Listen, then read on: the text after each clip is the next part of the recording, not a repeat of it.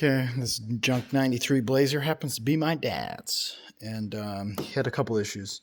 One, it's a misfire on cylinder one, has good spark, has good compression.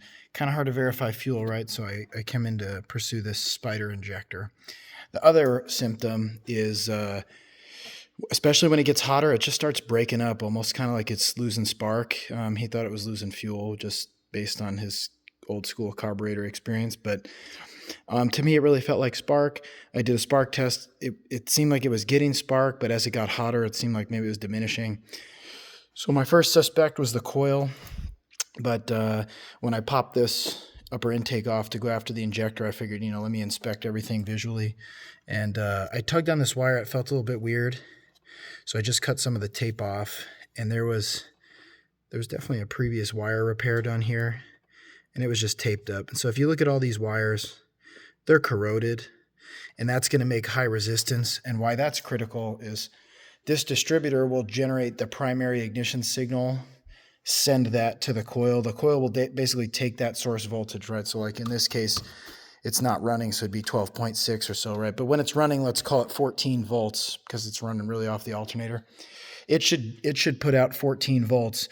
That coil will take that 14 volts and increase it to, I don't know, let's say 60 kV, 60,000 volts. Well, if it's supposed to be getting 14, but let's say it's really only getting 6 or 7, let's say it's dropping half the voltage. If it's got a 7-volt voltage drop, this isn't going to make 60 kV. It's only going to make 30. And that'll be maybe enough to spark, but probably not enough to spark under load when you have the higher compression, higher cylinder pressure. So this drivability diagnosis just really took an electrical turn. I believe what happened was somebody probably, did some basic wire repair right here because they didn't, they just used electrical tape. They didn't totally waterproof it.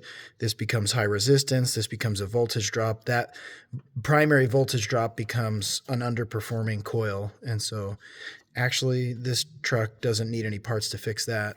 I'm still going to check this injector out because it has a dead misfire on cylinder one.